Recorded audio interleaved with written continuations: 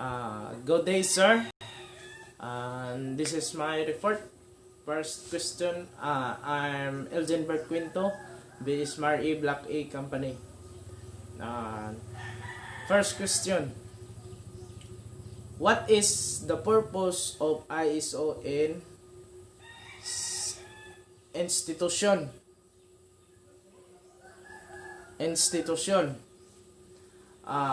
For me, on my own understanding, ISO will know that International Organization for Standardization is an dependent, non-governmental international organization. The organization, its purpose in the institution is to develop standards to ensure the quality, safety, and efficiency of the products or services and system. And that's my answer in the question number 1. And what is the purpose of ISO in an institution, sir? And the second is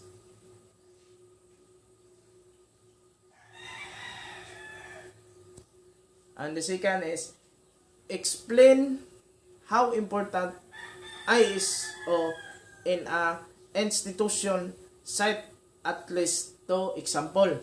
Okay. And for me, on my own understanding, ISO is important in an institution because of its ability to enact growth, profitability, and cost savings.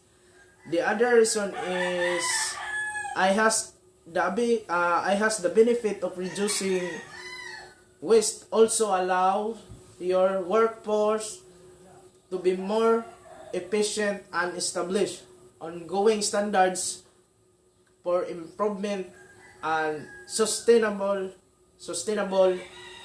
customer success.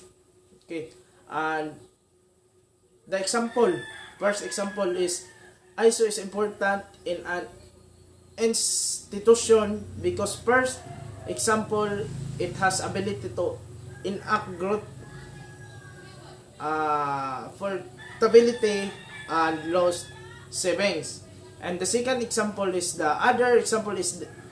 has the benefit of reducing waste. Also allows your workplace to be more efficient and establish ongoing KMS standard for improvement and sustainable customer success.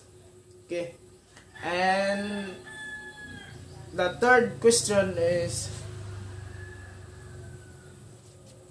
explain what is purpose of having a occupational health and safety standard for safer. And there are 2 examples, cite as less 2 example. For me, it is very important to have those safety standards because we don't know that will happen to us while working in the sea.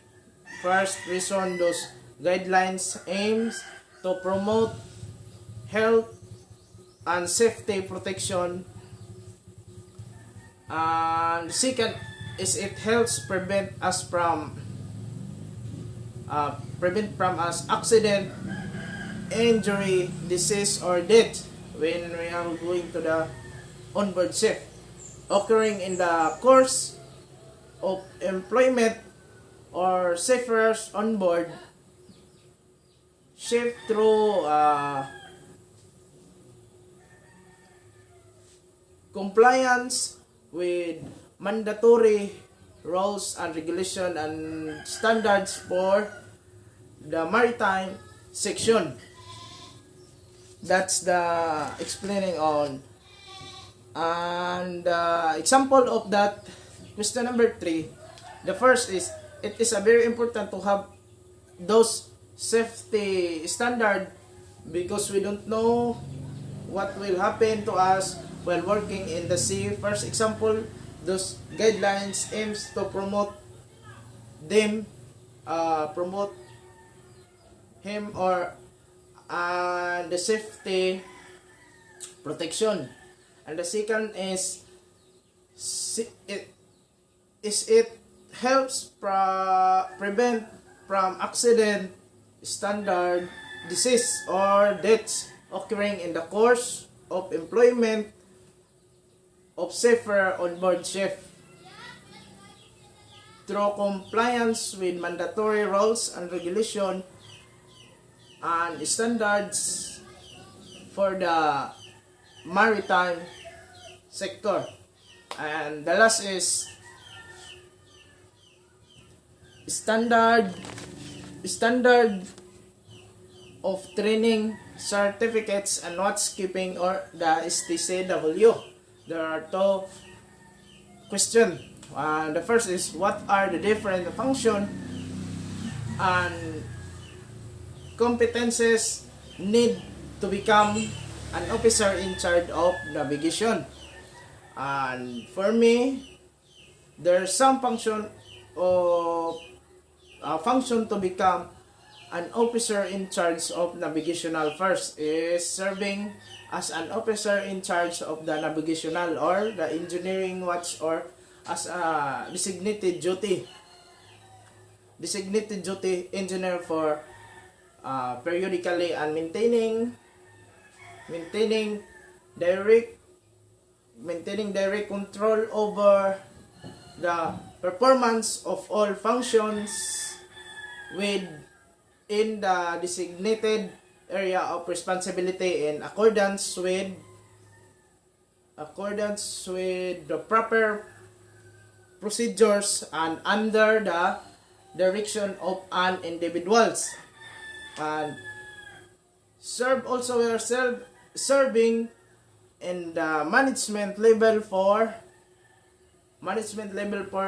that area of responsibility according to the STCW, or the convention officers must hold a valid certificate or competence to ensure they meet the minimum requirements of the competence seagoing services or seagoing services time. And next is explained by functions and by competences needed to become an officer in charge of navigation. And this is the last question, sir. And for me, on my own understanding, the different function to become an officer in charge of navigational is first serving as an officer in charge. It should be done so that you will know the duties. Once you should be duties, you become one of them. And the second is maintaining direct control to the performance of all function management level of an area, and become of the in charge. You should hold a degree so that you know how things work while working in the sea. It will be easier for you if you have the competence being healthy or intact, which is must be also because working in the sea route. And that's all, sir, for my final. And thank you and God bless you.